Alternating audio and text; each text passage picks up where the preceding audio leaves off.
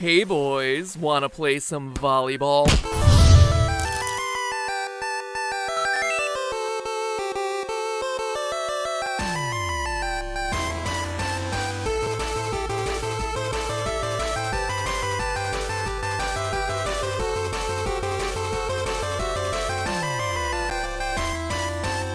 Hello, Internet! Welcome to Game Theory, the show that regularly puts my likeness into some pretty uncomfortable positions. I mean, seriously, there was that time I was examining the AVGN's overactive bowels, that time I got a butt plug, and that time I was a dinosaur. And now I'm an amply chested female. Welcome to Internet popularity, ladies and gentlemen. But today it's for good reason, because we're talking about Dead or Alive, the fighting series known for buxom, half-naked women smacking each other around until someone yields or blacks out. When you look at it that way, these games make 50 Shades of Grey sound like Winnie the Pooh. The females from the series became so popular for their, well-crafted assets. A beach volleyball spin-off series of games starring the girls was released to give them a slightly more believable reason as to why they would be walking around in what equated to shoelaces and a few well-placed pocket squares. But before you get too excited about Xbox-era ogling, it's worth mentioning that at least one of these girls is underage, which gets complicated when you consider the game is rated M for mature, i.e. it should only be played by those 17 and up. Let me do the math for you. That means you have 1 year to legally play these games, age 17, before you run the risk of being a creepy cradle robber and breaking some pedophilia laws. So,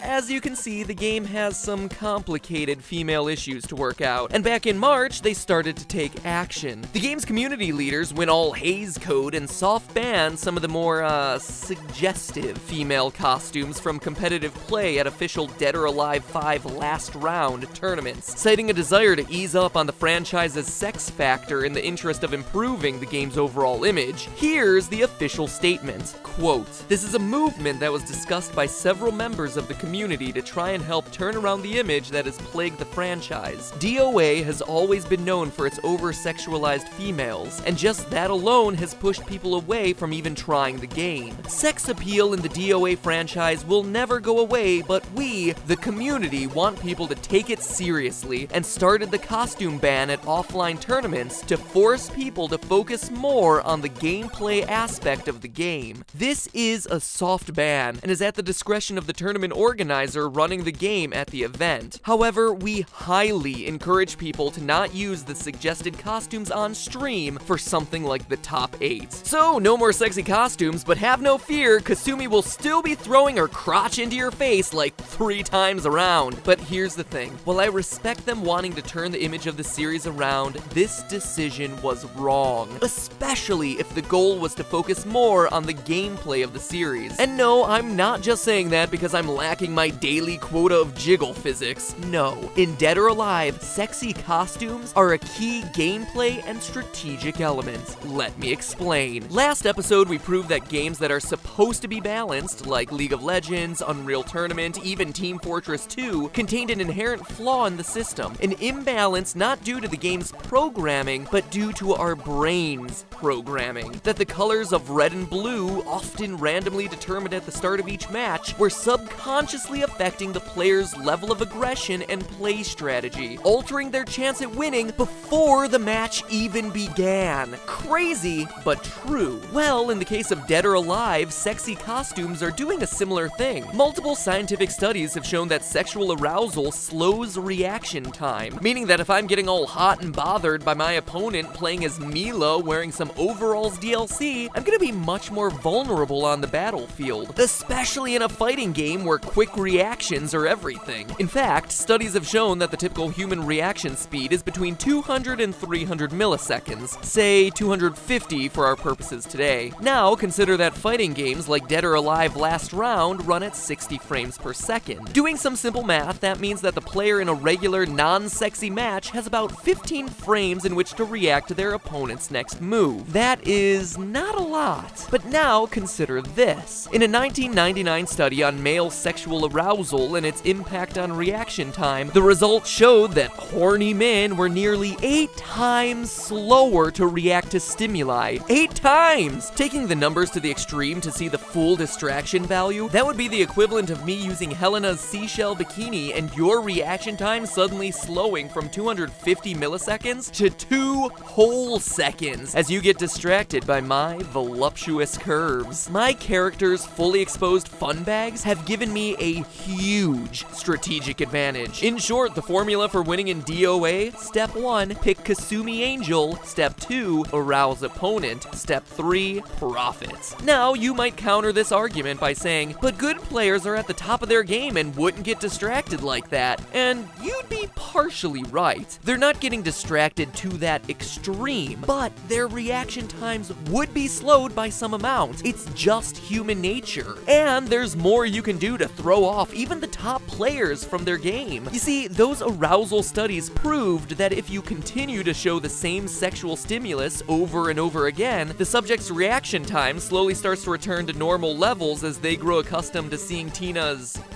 patriotism. This is what's known as habituation. The person has, in essence, become desensitized to the distraction. Translating this to the game, if I'm choosing Momiji in the red ribbon costume over and over again, the strategic advantage I was getting no longer exists. My opponent starts to get used to seeing my girl in near bondage attire. But the study also shows that if all of a sudden a new sexual stimulus is introduced, the subject's reaction time once again slows considerably, back to the original levels from before. In other words, you would get the biggest advantage by mixing it up every match, getting her out of the ribbons and into the red bunny suit, followed by the naughty nurse, then the red bikini, then, man, there really are a lot of extreme outfits in this game, huh? But what this would do is ensure that my opponent is never getting habituated to the visual distraction, and his reaction time is staying slow throughout the various matches. In short, like I said, in Dead or Alive, sexy costumes are just as much a part of the gameplay as Johnny Cage's ball punches to the Mortal Kombat series. The choice of what costume your character is wearing and how long they wear it is just as important a strategic move as whether to block low or go in for a grab. But you could take it another way. It would seem like I've just given more reasons to ban these costumes, right? If sexy outfits truly do slow player reaction time, they're in essence creating an unbalance in the system. And by soft banning them, it would seem like you're putting everyone back onto the same level playing field. You're getting rid of this boob and bondage-filled metagame, except that you're not. While yes, large exposed chests have been shown to be a universally arousing feature for heterosexual men, multiple studies have shown that high heels show similar physiological effects, meaning that Marie Rose and Sarah Bryant are out by their default costumes. Other issues, like an hourglass figure or even better posture, also affect sexual arousal, so good luck banning those things. And that's just on the men's side. What about female DOA players? Wait,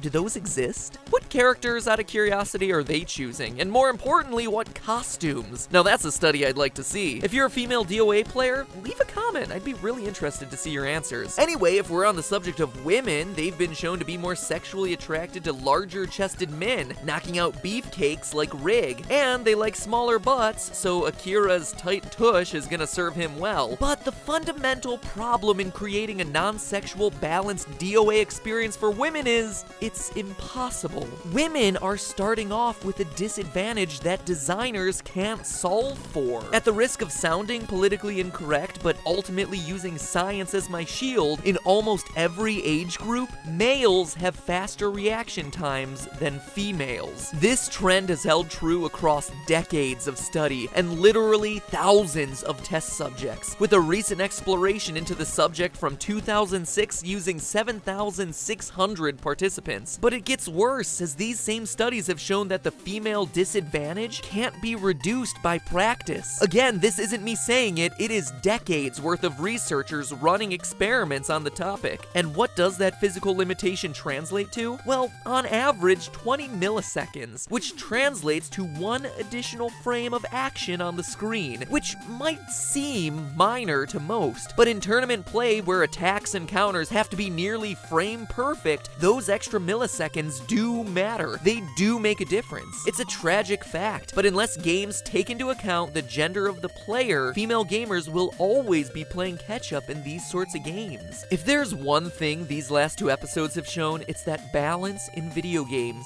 is nearly impossible. Whether it's the subconscious effects of color making us more aggressive in FPSs, or sexy high heels distracting us from oncoming projectiles, the human brain is the one challenge game designers can't really control for. So don't blame me when the next Dead or Alive game features 2 gender-neutral green avatars duking it out for the sake of balance. Now that would be a creepy one to transition to extreme beach volleyball. But it just goes to show that in the end, a perfectly balanced game might not always translate to the most fun game. There are unwritten strategies at play that go far beyond the code that programmers put into a disk. Rather, these are parts of a biological code put into our bodies. To cite Chinese military strategist Sun Tzu, know yourself, but not your enemy. Find level of loss and victory. Know thy enemy, but not yourself. Wallow in defeat every time. Gaming, especially competitive gaming, is a battle that goes far beyond revenge bars and combo breakers. It's about knowing your opponent, both as a fighter, but also as a human. And that's the one part that always tends to get overlooked. For as invincible as we may feel at times, we do have limitations, physical and psychological weaknesses built into our system that practice just can't undo. And those who understand how those work and how to exploit them will most likely win the match. And here you thought that bed and bath time costumes were only in there for fan service. Well, I bet the programmers also just thought they were in there for fan service too, but you know, hey, I've proven that there is a legitimate strategic advantage for those things being in there, so accidental good on you guys. But hey, that's just a theory. A game theory. Thanks for watching.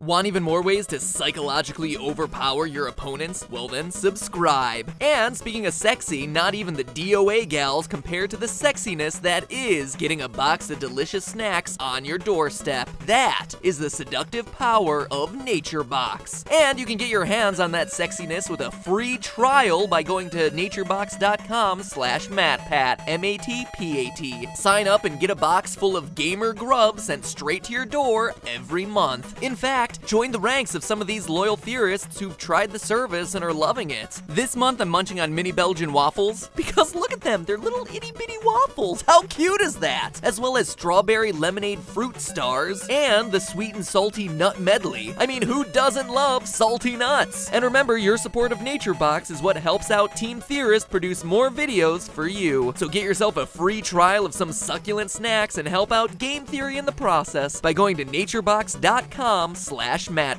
I will thank you, and so will your stomach. Now, if you'll excuse me, I have a date with Destiny.